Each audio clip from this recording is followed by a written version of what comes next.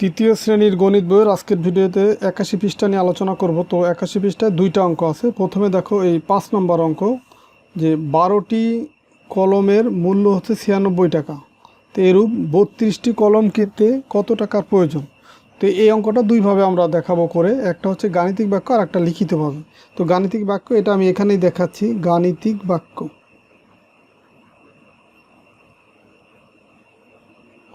গাণিতিক বাক্য দেখো, এখানে বলছে যে 12টি কলমের দাম 96 টাকা, বের করতে বলছে 32টি কলমের দাম। তো এখন এই 12টি কলমের যে দাম, এখান থেকে আমাকে একটি কলমের দাম বের করতে হবে। তা আমি যদি একটি কলমের দাম বের করতে পারি, সেই ক্ষেত্রে আমি 32 না, যে কোনো সংখ্যক কলমের দাম আমি বের করতে পারবো। তো এখন এই একটি কলমের দাম বের করার জন্য 12টির দাম হচ্ছে কত? 96 টাকা। তো একটির দাম কত হবে? কম হবে। কম হলে কি ভাগ হবে, মানে এই 96কে এই 12 দিয়ে ভাগ করলে আমরা একটি কলমের দাম পেয়ে যাব। তো এখন একটি কলমের দাম যদি আমি বের করতে পারি, তাহলে আমরা যে কোনো সংখ্যক কলমের দাম বের করতে পারবো। তো একটি কলমের দাম যদি এই 96 ভাগ 12 হয়, তো 32টি কলমের দাম হবে কি, এই যে মানটা পাবো এটাকে আমরা 32 দিয়ে তাহলে গুণ করব। তো এখন দেখো, এইখানে ভাগ আছে, গুণ আছে। তো ভাগ যেহেতু আগে আছে, ভাগের কাজটা আগে করব। তো 12 দিয়ে 96কে ভাগ করলে কত হয়? দেখো, এই 8 12 96, 12 ঘরের নাম তো যদি তুমি পড়ো, তাহলে 5 12 60, 6 12 72, 7 12 84, 8 12 96। তার মানে এইটুকু হিসাব করলে আমরা পাবো 8। এর সাথে এই যে গুণ আছে কত? 32। তো 8 দিয়ে 32কে গুণ করলে দেখো, 8 দুগুণী 16, 6 হাতে আমার 1, 3 8 24 আর 1 25, তার মানে 256 টাকা হচ্ছে তোমার 32টি কলমের দাম। তো উত্তর লিখবো যে কলমের দাম 256 টাকা। এটাই হচ্ছে তোমার উত্তর। তো সেম অঙ্কটা যদি আমরা লিখিতভাবে করতে চাই, সেটা খাতায় করে দেখাচ্ছি কিভাবে করতে হবে। দেখো, এইখানেও কিন্তু আমরা একটি কলমের দাম বের করব, তবে লিখে নিতে হবে যে এই 12টি কলমের দাম সমান কত? 96 টাকা। এটা কিন্তু দেয়া আছে অঙ্কে যে 12টি কলমের দাম 96 টাকা। তো এখান থেকে একটি কলমের দাম বের করব। সুতরাং একটি কলমের দাম কত হবে? কম হবে। যখনই আমরা একের মান বের করব, তখন হচ্ছে ভাগ হবে, এই মানটা দিয়ে ভাগ করতে হবে এটাকে। তার মানে 96, এটা ভাগ চিহ্ন দিয়েও আমরা 12 লিখতে পারি, অথবা এই টান দিয়ে নিচেও যদি 12 লিখি, ভাগই বোঝায়। তার মানে 96 ভাগ হচ্ছে 12। এখন আমাকে বের করতে বলছে 32টি কলমের দাম। তো সুতরাং এই 32টি কলমের দাম কত হবে? একটি কলমের যে দাম, 32টি কলমের দাম তার চেয়ে বেশি হবে। বেশি হলে গুণ, 96 গুণ হচ্ছে এই 32, নিচে আছে কত? 12। তো এখন যদি আমরা কাটাকাটি করি, এই 12 96-এর ভিতরে যাবে কতবার? 8 বার। 8 আর 32 যদি আমরা গুণ করি, তাহলে পাবো কত? 256 এত টাকা। তো এটাই হচ্ছে তোমার তাহলে উত্তর 5 নম্বর অঙ্কের।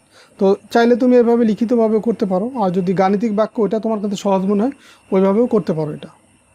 তো এরপরে দেখো 3 নম্বর অঙ্ক, একই রকম অঙ্ক, যে 13টি কলার দাম হচ্ছে 117 টাকা। 24টি কলার দাম, কলা কিনতে কত টাকা লাগবে? তো এটাও আমরা যদি গাণিতিক বাক্যের সাহায্য করি, তাহলে দেখো এইভাবে লিখবো যে গাণিতিক বাক্য।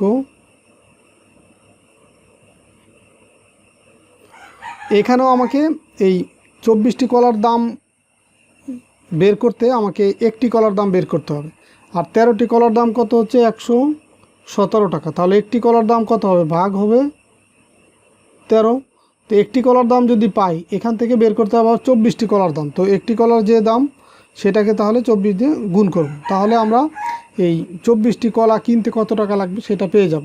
তো এখন এই 13 ঘরের নামটা তোমাকে তাহলে জানতে হবে। এই 5 13 65, 6 13 78, 7 13 91, 8 13 হচ্ছে 104, 9 13 হচ্ছে 117, 9 13। দেখো, এই 13 দিয়ে যদি 117কে ভাগ করি, তাহলে পাবো কত? তাহলে 9। আর এইটুকু তাহলে হিসাব করে আমরা পেলাম 9, আর 24 তো সাথে রয়ে গেছে 24।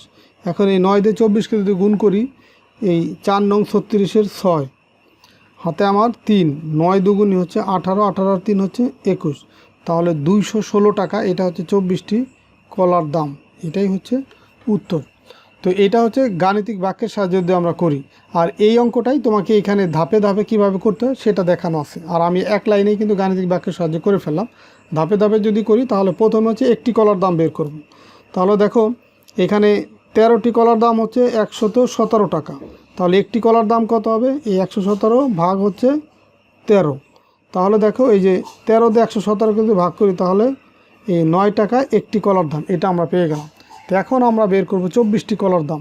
তো একটি কলার দাম যদি 9 টাকা হয়, 24টি কলার দাম হবে 9 গুণ হচ্ছে 24। তাহলে 9 দিয়ে 24কে গুণ করলে এই 4 নং 36-এর 6 হাতে আমার 3, 9 দুগুণে 18, 18 3 হচ্ছে 21। যে এত টাকা লাগবে 24টি কলা কেনার জন্য। এটাই হচ্ছে তোমার এই 3 নম্বর অঙ্কের উত্তর। তুমি ধাপে ধাপে এভাবেও দেখাইতে পারো, বা গাণিতিক বাক্য লিখে এক লাইনেই এই একবারেই লিখে এইভাবে অ্যান্সার করতে পারো। আর যদি আমরা লিখে করতে চাই, দেখো সেক্ষেত্রে কীভাবে করতে হবে। আচ্ছা, লিখে যদি করি তাহলেও কিন্তু আমাকে একটি কলার দাম বের করতে হবে। তাহলে আমরা প্রথমে লিখব যে 13টি কলার দাম সমান কত? 117 টাকা। এটা হচ্ছে 13টি কলার দাম। তো সুতরাং একটি কলার দাম কত হবে? কম হবে। কম হলে কি ভাগ, এই 117 ভাগ হচ্ছে কত? 13। যখনই আমরা একের মান বের করব তখনই কিন্তু একের উপরে যে মানটা থাকবে সেটা দিয়ে ভাগ করতে হবে। তো এরপর হচ্ছে বলতে 24টি কলার দাম। তো সুতরাং 24টি কলার দাম, দেখো একের পরের যে মান সেটা দিয়ে গুণ করতে হয়। তাহলে 24টি কলার দাম হবে বেশি, বেশি হলে গুণ 117, এই গুণ হচ্ছে 24, আর নিচে আছে 13। তাহলে 13 দিয়ে 117কে যদি আমরা ভাগ করি তাহলে এখানে পাবো হচ্ছে 9, 9 দিয়ে 24কে গুণ করলে এখানে পাবো 216 এত টাকা। তাহলে এটাই কিন্তু তোমার উত্তর, যে 24টি কলার দাম কত? 216 টাকা। তো আশা করি এই 81 পৃষ্ঠার যে দুইটা অঙ্ক ছিল, 5 নম্বর এবং 6 নম্বর, দুইটা ম্যাথই তোমরা বুঝতে পারছো। আর দুইটা ম্যাথে আমি তোমাদেরকে দুইভাবে কিন্তু দেখালাম। একটা হচ্ছে গাণিতিক বাক্যের সাহায্যে কীভাবে খুব সহজে করাতে সেটা দেখালাম, আর লিখিতভাবে কীভাবে করতে হয় সেটাও দেখালাম। তো আশা করি তোমরা ভালোভাবে বুঝতে পারছো। তো ঠিক আছে, সবাই ভালো থাকো, সুস্থ থাকো। পরের ভিডিওতে আমরা 82 পৃষ্ঠা নিয়ে আলোচনা করব। আল্লাহ হাফেজ।